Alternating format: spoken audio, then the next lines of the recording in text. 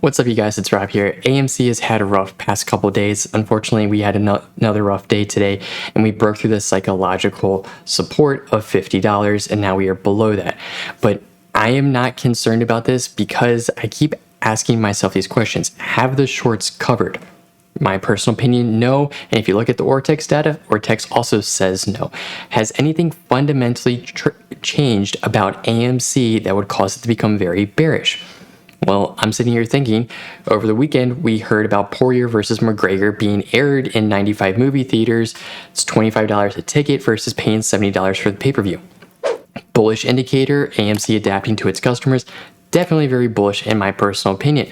Today we found out that Adam Aaron is removing the 25 million share dilution from the S1 filing that it's supposed to be voted on at the annual shareholder meeting, and now that that's being removed, that's another bullish indicator. So I don't see any reason why the stock would go down on this news. Besides the fact shorts are just being shorts to be shorts and just shorting the stock because they are so down and so underneath the water right now that it's all that they know how to do, because it's, like I said in past videos, gone beyond a logical explanation to more of an ego play because they don't want to be beat by a bunch of retail traders, guys. But I'm holding on. I still absolutely believe in this movement, and I'm buying the dip because I love being an ape, guys. But if you can, do me a huge favor, drop a like down on this video, hit that subscribe button, make sure that you ring that bell for the YouTube algorithm. But let's dive on in and talk about these things. So yes, today's chart is the opposite way that we wanted to see it. We would really prefer this be reflected over the y-axis and us be closing higher at $55 versus closing at $49. But unfortunately, this is what we're dealt with. We had a high of $55.06 within the first couple of minutes here. But the huge thing that I really want to highlight is you can see that there's just a descending level of resistance here going on within the day.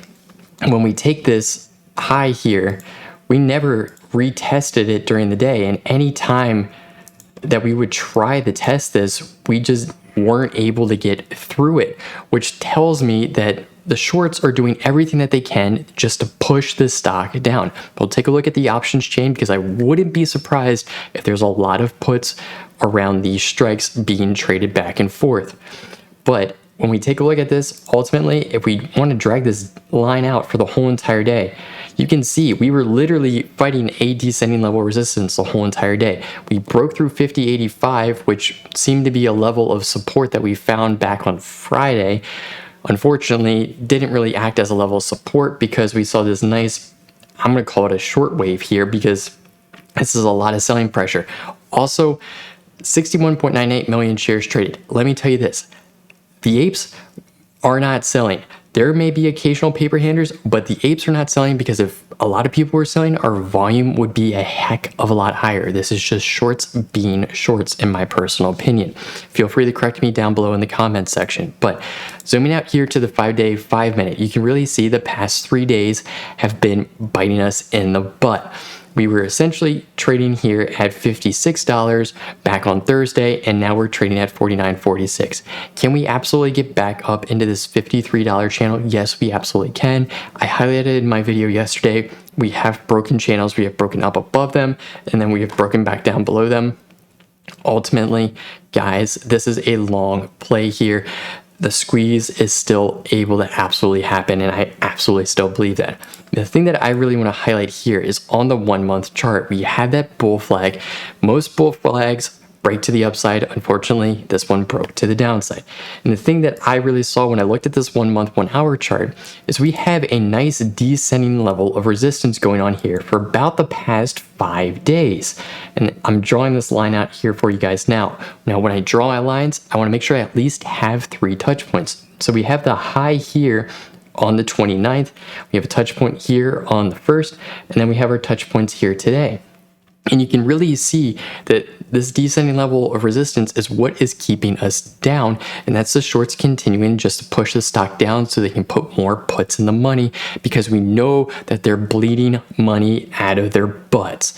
Now, if we break this descending level of resistance, the thing that I would immediately look for is us getting back up in this channel of 50 3.75 to $62.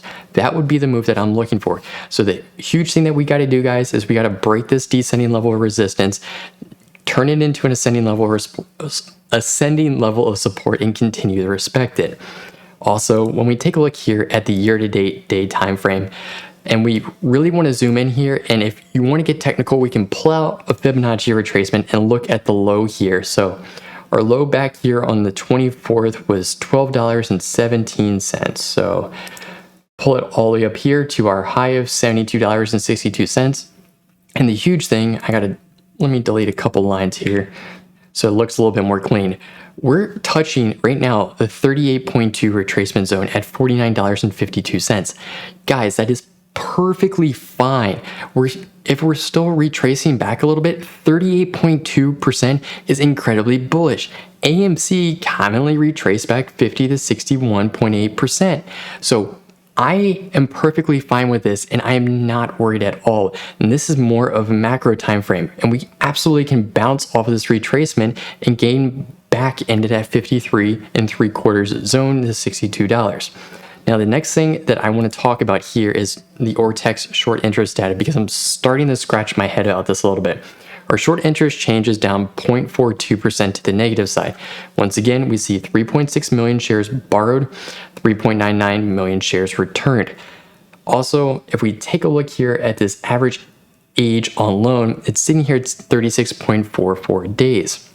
So I'm starting to question if new positions are really being taken out or not, because this is continuing to go up. If the average loan on age was decreasing, that would tell me that new shorts are establishing positions.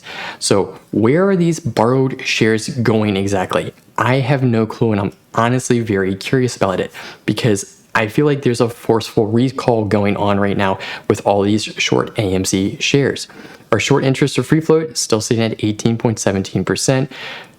Current short interest sitting at 92.93 million shares. So we are still seeing an uptick, or pretty much holding a steady level of our short interest within the stock, which we can still absolutely squeeze off of 18%, guys. We were almost around 18% before our initial run up, guys. So if we ran up on it before, we absolutely can run up on it now, guys. The other thing I want to talk about here is our utilization is sitting at 85.02%. And if you combine our free float on loan and our estimated short interest, we're seeing close to 40% short within the full outstanding shares of AMC. Now, if we want to talk about a bullish indicator, Adam Aaron tweeted this today. I'll include it down in the link below of this video. It's no secret I think shareholders should authorize 25 more million AMC shares, but what you think is important to us. Many say yes, many say no. AMC does not want to proceed with such split. So we are canceling the July vote. No more shares and no more such requests in the rest of 2021. Definitely a very big deal. Of course, voting on the other 4 issues requiring approval at July 29th annual shareholder meeting will continue on schedule, but proposal 1 is hereby officially taken off the table. There will be no voting before 2022 on more shares, essentially dilution. So that is huge, guys. This is definitely very bullish. Now, why would we have a bearish day? Shorts, in my personal opinion, guys, keep in mind, I'm not a financial advisor. None of this is financial advice, but purely just my opinion. Now, if we want to take a look here at Stocko Tracker, 16,632 calls in the money, $50 we put in another 9,205, 2.6 million short shares of AMC available to borrow. And the thing that I'll also take a look at here is we see that at 8:48 a.m. Eastern Standard Time today, there was 29,559 short ETFs available. There's only 28,433 short ETFs available as of right now. So we are seeing shorts through AMC and also through short ETFs. And if we take a look here at the options chain for this week, 16,632 calls in the money, 36,492 puts are in the money. Well, if we want to dive in the Webull here and take a look at the options chain, I would bet you a lot of puts were traded to $50 and $51 strike. So $50, there's 8,953 puts currently in the money. 19,788 of them were traded today. Yes, options are a derivative of an underlying stock, but they still do have a effect on that stock because you are either bullish or you are bearish on that stock. The other thing that I really want to highlight is at $45, we have 12,673 puts that are out of the money and 14,598. Two of them were traded today. So if I was a short and I wanted to short this stock and really push it down to push as many puts in the money as I possibly could, I would be aiming for this $45 strike by the end of Friday. Keep in mind, guys, we only have another 3 trading days today because it is 3 trading days this week because it is a short week. Taking a look here on the flip side, where were a lot of calls traded? 24,296 calls were traded at the $55 strike because we hit 55.06.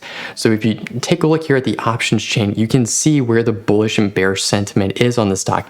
And right now, the shorts are doing everything that they possibly can through puts, short ETFs, short stocks, and all the FUD in the news, essentially, of just driving AMC down. And they're trying to do it because they know that they're so far underneath the water, and they're eventually going to get that ding-a-ling-a-ling call saying, hey, margins due, and they're going to be like, well, we don't have it because they might be over-leveraged. That's just my personal opinion. I have nothing to back that up, but that's just me, guys. But really taking a look at this, we're sitting perfectly fine. Yes, it's been a decline. The huge thing that I'm going to be looking for, if we take a look at the chart on the 1 month, 1 hour chart, is for us to break this descending level of resistance.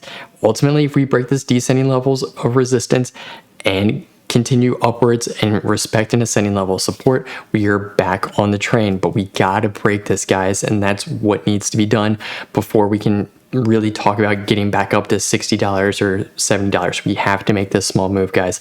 But I absolutely believe in us apes because we're apes. We buy the dips and we hold till we get to the moon, guys. I'll see you in the next one. Peace.